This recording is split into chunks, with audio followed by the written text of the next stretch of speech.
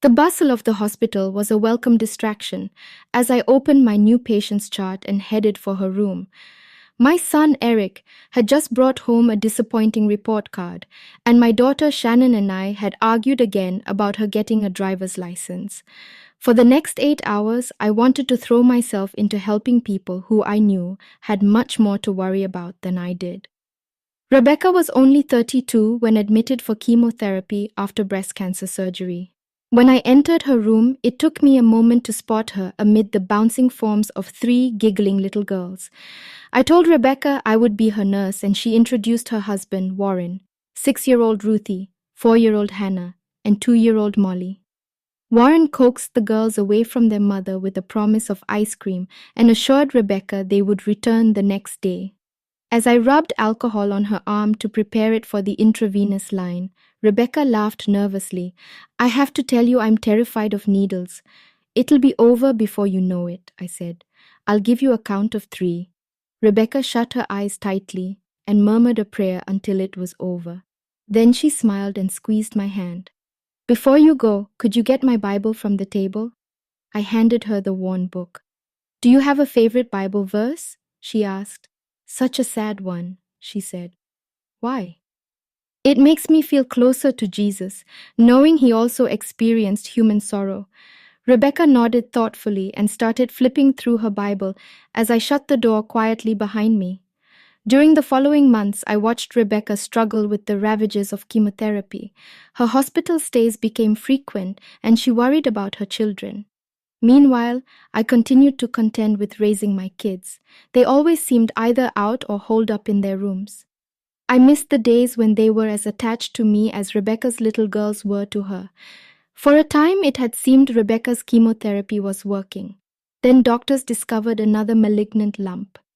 2 months later, a chest X-ray revealed the cancer had spread to her lungs. It was terminal. "Help me to help her through this," I prayed. One day when I entered her room, I found her talking into a tape recorder. She picked up a yellow legal pad and held it out to me. "I'm making a tape for my daughters," she said.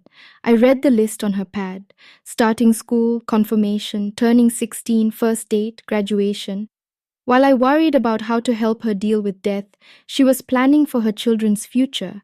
She usually waited until the early hours of the morning to record the tapes so she could be free from interruptions.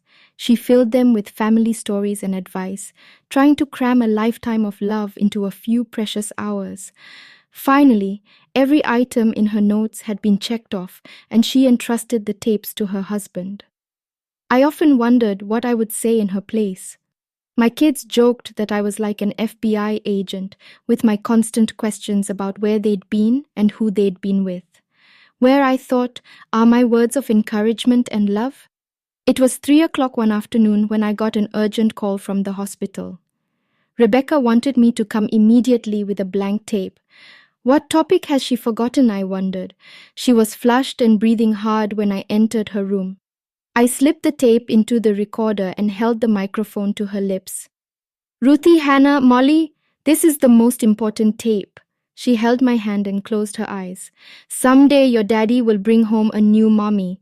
Please make her feel special. Show her how to take care of you. Ruthie, honey, help her get your brownie uniform ready each Tuesday. Hannah, tell her you don't want meat sauce on your spaghetti. She won't know you like it separate. Molly, don't get mad if there's no apple juice. Drink something else. It's okay to be sad, sweeties. Jesus cried too. He knows about sadness and will help you to be happy again. Remember, I'll always love you." I shut off the recorder and Rebecca sighed deeply. "Thank you, Nan," she said with a weak smile. "You'll give this one to them, won't you?" she murmured, sliding into sleep. A time would come when the tape would be played for her children. But right then, after I smoothed Rebecca's blanket, I got in my car and hurried home.